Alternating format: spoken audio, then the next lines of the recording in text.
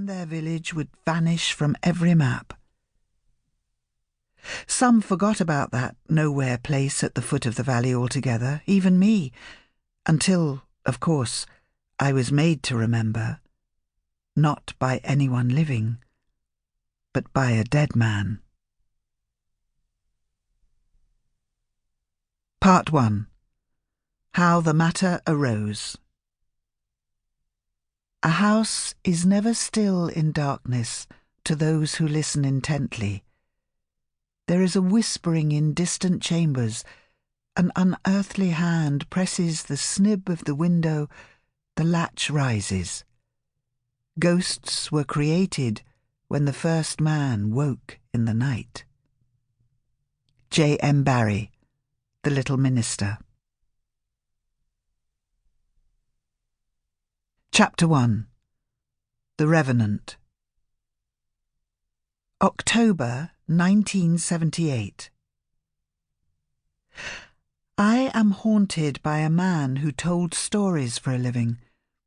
This cantankerous, ill-tempered and selfish man, the unlikely father of my lost child, is the reason I believe in the supernatural.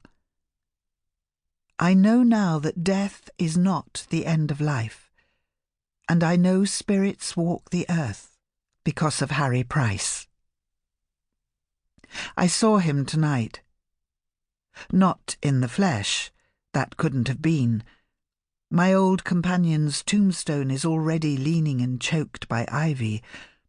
All that remains of that notorious magician, scientist and showman is a date and a name.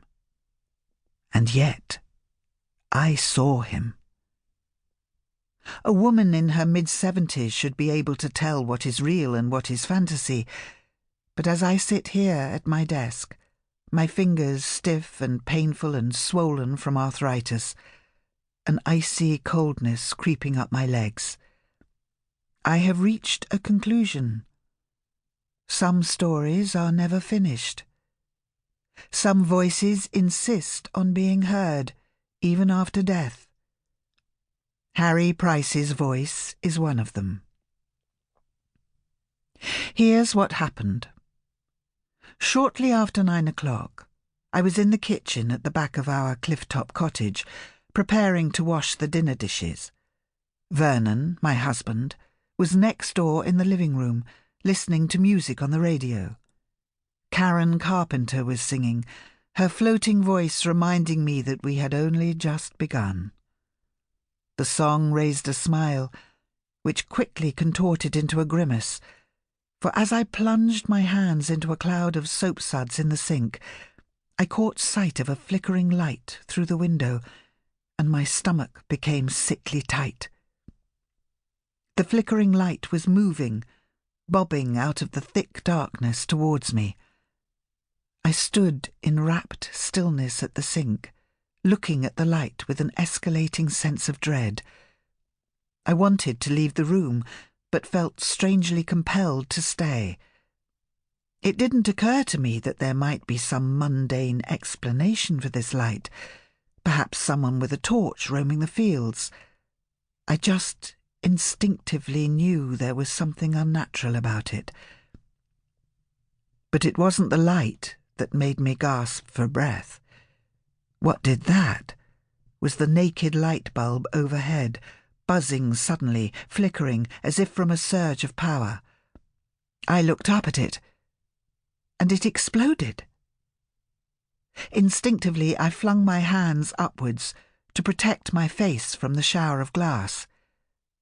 A second passed, 2, while I blinked away the dazzling flash, and then I removed my sodden hands from my hair and looked around the kitchen, back at the window, and saw that I was no longer alone.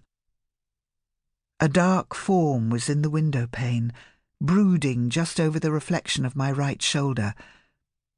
Immediately I recognized the broad shoulders, the black fedora tipped over his eyes, and I knew right away that this spectral form was not an illusion, but the image of a departed soul. Harry.